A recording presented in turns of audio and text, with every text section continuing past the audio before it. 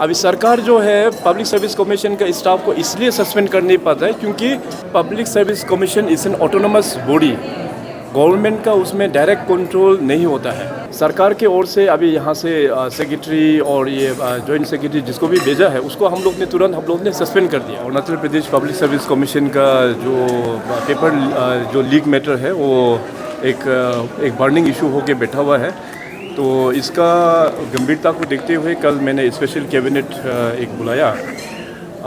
तो उस कैबिनेट में जैसे आप सबको पता है कि जैसे ही पब्लिक सर्विस कमीशन में ये पेपर लीक हुआ तो सरकार के ओर से एक तो इंक्वायरी कमेटी हम लोग ने गठन किया और इंक्वायरी कमेटी का रिपोर्ट सरकार में आ चुका था। तो based on that inquiry committee हम लोग ने कैबिनेट को वहाँ पे बैठाया।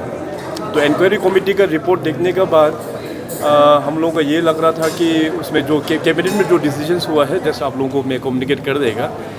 नंबर 1 तो उसमें चर्चा के बाद में हम लोग ने ये रिजोल्व किया है कि एक स्टैंडर्ड प्रोसीजर जो SOP जो बोलते हैं वो शायद उसमें थोड़ा बहुत कमियां था।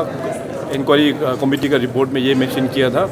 तो उसको हम लोग कम्युनिकेट करेंगे स्टाफ सिलेक्शन बोर्ड और पब्लिक सर्विस कमीशन दोनों को कि इसमें हम लोग सरकार की ओर से एक ब्रॉडली एक SOP बना के दोनों ऑर्गेनाइजेशन को देंगे और they can deliver and they can make it more stringent और मोर स्ट्रॉन्गर ऑल्सो।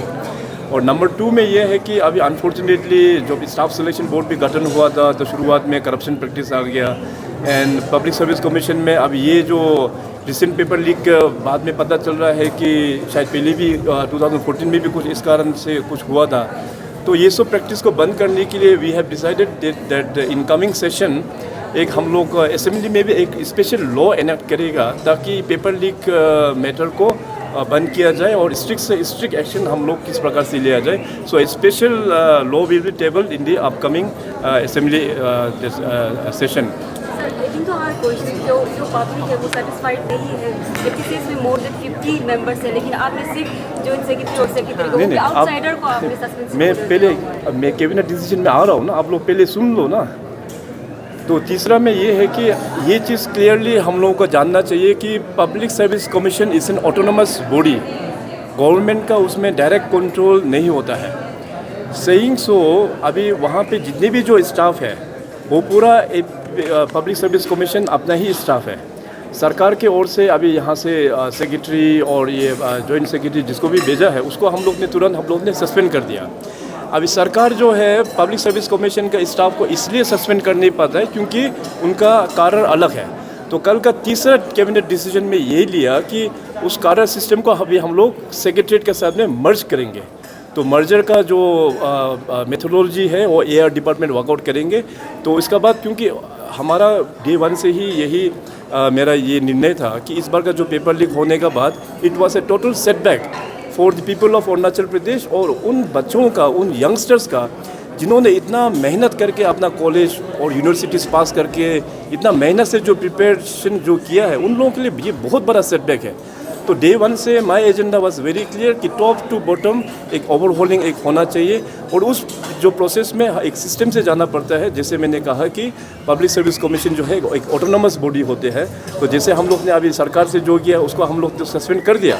अभी नेक्स्ट स्टेप जो है जो AR डिपार्टमेंट कल हम लोग मर्जर का हम लोग ने बात कर जो डिसीजन एडॉप्ट कर लिया। तो जैसे ही मर्जर का ओके हो जाएंगे तो वहाँ से भी स्टाफ जो है पूरा हम निकाल देंगे। तो इस प्रकार का अभी हम लोग ने इनिशिएटिव हम लोग ने शुरुआत ये किया हुआ है। सर CMO एस्पायरल का कहना है कि 2019 से वेबसाइट से जो AE का रिजल्ट है उसको हैम्पर किया गया। इसके विषय में आपको क्या कहना है? देखिए इस पूरा जो विषय को लेके क्योंकि जनता में एक कॉन्फिडेंस हो और एक अच्छा क्लैरिटी आने के लिए एक पब्लिक सर्विस कमीशन में जितना भी जो अभी घोटाला हुआ है, जितना भी जो प्रॉब्लम्स हुआ है उसको हम लोग ने अभी CBI को हम लोग ने रिकमेंड कर दिया है। तो CBI को अभी दिल्ली में भी फॉलो अप हो रहा है। हमारा यूनियन मिनिस्टर किरण जी भी CBI का डायरेक्टर को रिक्वेस्ट किया कि ये बहुत इमरजेंसी एक मैटर है, CBI जल्द से जल्द यहाँ आके इसको सॉल्व किया जाए।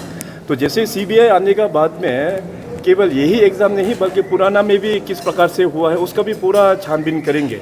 तो CBI का रिपोर्ट एक बार आने का बाद इसका बाद हम लोग इसको एक अच्छा रिफॉर्म करके एक नया एक हम लोग फिर दोबारा इसको हम लोग खड़ा करेंगे। Sir, through your CMO social site, कल फेसबुक में आपने देखा that you have clarified the recent Eastern Sentinel reports, and you have clearly mentioned that it is a false information and politically motivated. Sir, please elaborate on that. नहीं, first and foremost तो आज जितने भी आप लोग यहाँ पे आए हुए हैं, यू आर जर्नलिस्ट का एक इथिक्स होता है। Just ask that after reading that eastern sentinel that paper, और अपना आपको पूछे was it worth it writing such kind of an article और न्यूज़ रिपोर्ट। टोटली बायस्ड है ये, टोटली पॉलिटिकली मोटिवेटेड है। और ठीक है, कोई बात नहीं, पॉलिटिकली मोटिवेटेड हो सकता है, because we are all in a democratic country, we all can be influenced by political parties, that's not an issue.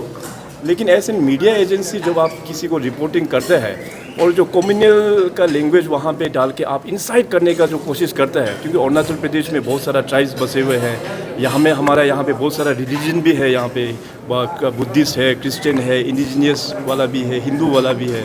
तो इस प्रकार का आप आर्टिकल आप लिखोगे तो लोगों में एक सोचेगा कि इस तरह से कुछ हो रहा है क्या। तो गलत इन्फॉर्मेशन और ख़ास करके रिलीजन और कम्युनल बेसिस में बिल्कुल नहीं लिखना चाहिए, इसको मैं टोटली कंडेम करता हूँ। इंसिडेंट के बाद ये लोगों का ये भी अभी ये हो रहा है कि मतलब डाउट हो रहा है कि ऐसे स्टेट बोर्ड ये जो एसएसबी में भी जो मतलब डाउट होना शुरू हो गया है कि यहाँ में भी प्रॉब्लम नहीं, देखिए, स्टाफ सिलेक्शन बोर्ड में इनिशियली जो प्रॉब्लम हुआ था 2018 या जो भी उस ईयर में, तो इसके बाद फिर हम लोग ने वहाँ पे देखा तो वहाँ पे एसओपी वगैरह ठीक नहीं था। तो एसओपी को बहुत अच्छा से बनाया हुआ है स्टाफ सिलेक्शन बोर्ड का, आप लोग भी चेक कर सकते हैं स्टाफ सिलेक्शन बोर्ड में किस प्रकार का एसओपी है, आप लोग देख सकते हैं। अनफॉर्चुनेटली पब्लिक सर्विस कमीशन में being the elite agency of recruitment, वहाँ पे इस प्रकार का एसओपी नहीं था। तो इस प्रकार से क्योंकि ह्यूमन नेचर है, ह्यूमन नेचर कब जाके टेढ़ा हो जाता है हम लोग भी बोल नहीं पाता है until unless you have a strong SOP. तो मेरा तो कहना वही है कि एसओपी अच्छा नहीं होने का कारण से ये जो भी अभी इंसिडेंट हो गया है ये हो गया है। तो एनीवे लोगों को जस्टिस देने के लिए अभी सीबीआई को मैटर ऑलरेडी दिया हुआ है, and we are very hopeful कि सीबीआई भी जल्द से जल्द आके यहाँ इन्वेस्टिगेशन भी करेंगे। बट सेइंग सो, आज जितने भी हमारा मीडिया फ्रेंड्स आप लोग जो यहाँ पे आए हुए हैं, मैं इतना ही कहना चाहूँगा कि इस इंसिडेंट को लेके सरकार भी काफ़ी दुखी है, हमारा जनता भी दुखी है और हमारा युवा पीढ़ी भी काफ़ी दुखी है। मगर आने वाला दिनों में भी मैं युवा पीढ़ी को इनजस्टिस होने नहीं दूंगा। मैं सरकार की ओर से ये आश्वासन देता हूँ। Thank you. Sir, lastly, sir, one